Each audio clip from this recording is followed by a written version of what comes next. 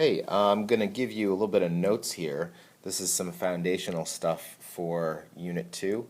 You can refer back to this video and the notes that you take from this video. They should be pretty dang helpful for you, I think. So in this unit, in our physics class, we're going to be talking about things that go at a constant velocity. So we've got to make sure we understand what these words mean in this context. Constant means not changing.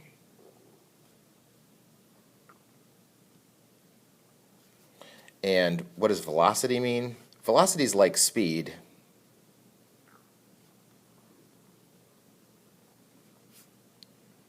But velocity cares about direction, whereas speed does not. If you think about like the speedometer in your car, it doesn't tell you what direction you're going. It might have like a little compass feature, whatever, but the actual speedometer itself just tells you how fast you're going, not what direction. Velocity is like speed, but it cares about direction.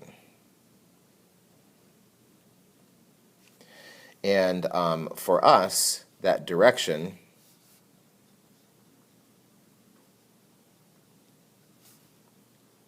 in one-dimensional motion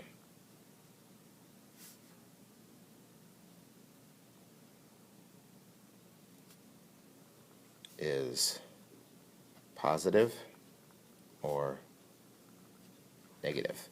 Now, in the real world, things can move in all sorts of directions. They can move left, right, up, down, backwards, forwards, and any combination of those things, right? If you think about a soccer player, like kicking a ball real hard with a little bit of spin on it, so the ball's like bending through space. I mean, that's complicated, and that's more complicated than anything we're going to deal with this year. But in the real world, eventually, if you keep studying physics, you have to be able to model what things are doing in three-dimensional space. For us, we'll get to some stuff with two-dimensional things, but right now, we're just interested in things moving back and forth on a number line.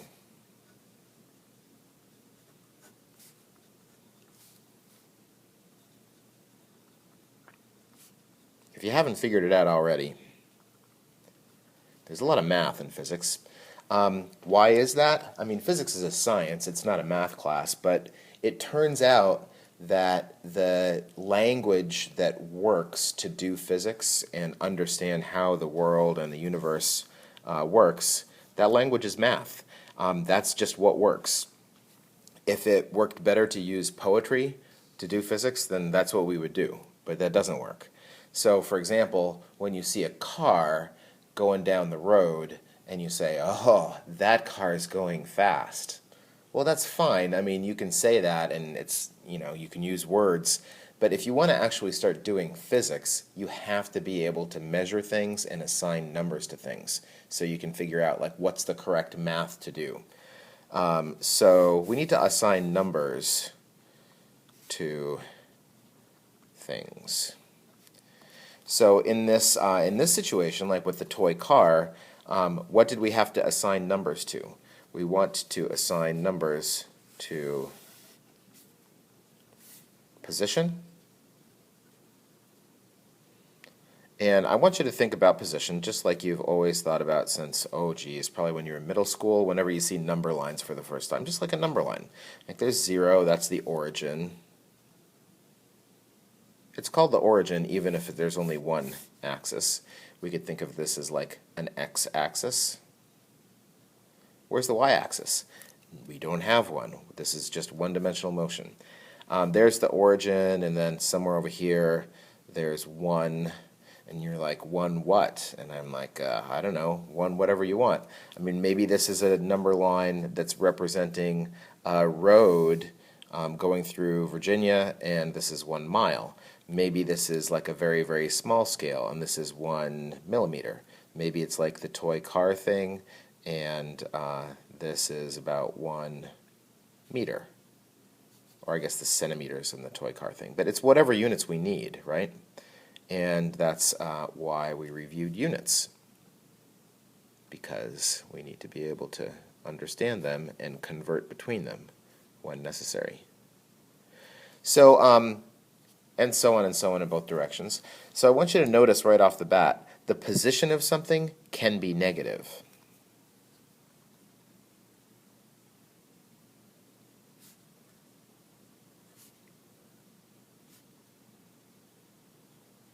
It just depends on where we decide the origin is. If you decide the origin is to the right of where something is, then that thing's going to have a negative position, and that's fine. It doesn't say anything about where the thing is going, right? So, for example, if there was an object right here, let's say at the -2 centimeter mark, and that was just like a snapshot in time, then if all you know is that at some time it's right here, well, that's all you know. You don't know if it's moving. It could be moving this way, it could be moving that way, or it could be just sitting there.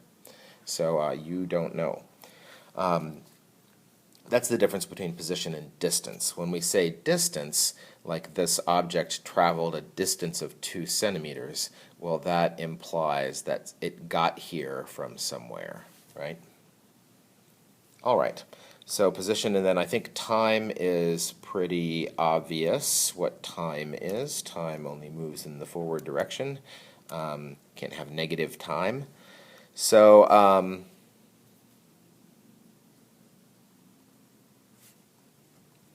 what does a position time graph look like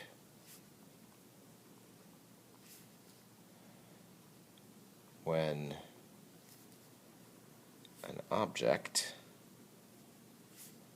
has a constant velocity, like the little blue car? It's not speeding up, it's not slowing down, it's not turning, it just has a constant velocity, just cruising along, same direction. What does that position graph, position versus time graph look like? Well, it looks like a straight line. You've already seen this because you made one. So here's my position on this axis. I have a lot of students get freaked out. I start writing an X here and they're like, whoa, what are you doing? First of all, here's the number line and this is the Y-axis. Why are you putting an X there?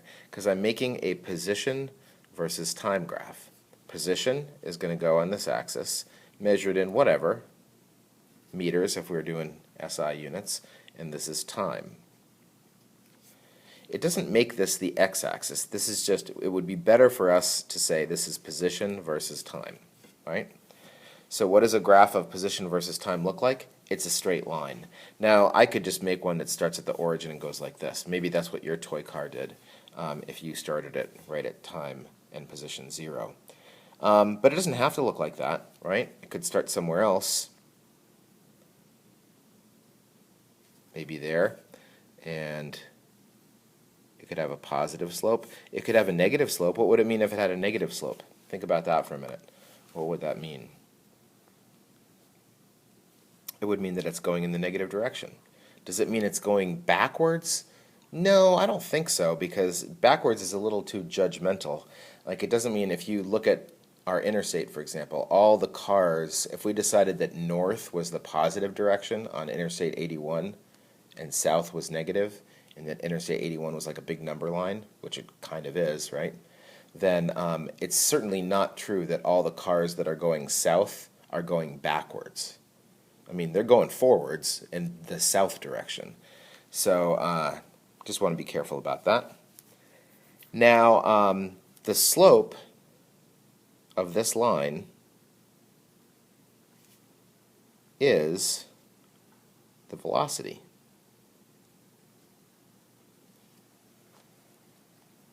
So the velocity is equal to, if you think about rise over run, that's rise here would be how much the position changed.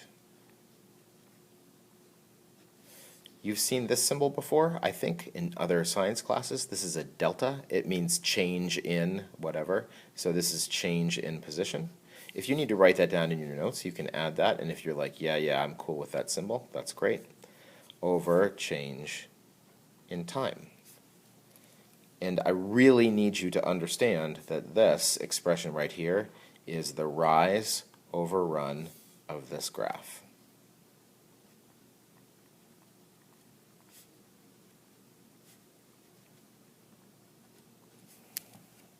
And the equation of this line,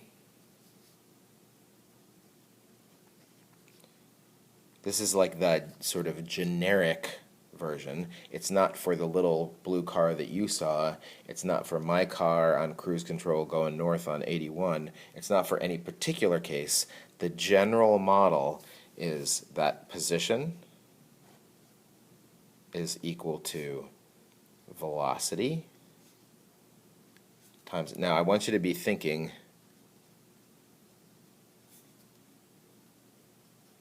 y equals mx plus b. I just don't want you to write any of those things. So this is your little thought bubble, y equals mx plus b. Thought bubble. See, it's in a little cloud bubble. So we're writing the equation for this line. Y, well, this is the thing that's on the vertical axis, equals m, the slope is the velocity, times x, that's my x-axis variable, plus b. Now, what's the intercept here? Well, what is this? What's the significance of this? This is the position when the time is 0. So we're going to call that x sub I, where I stands for initial or starting.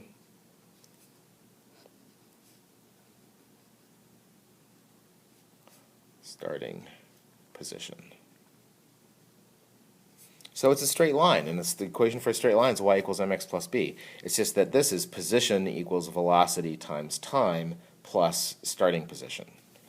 And I think between understanding this graph, understanding this definition, and understanding this model, if you can really get those under your belt, then you are going to be in pretty good shape for this Unit 2. And I think that that is all I'm going to do for you right now. We'll have some more notes we'll add to this as we go. That is a good solid start. Bye.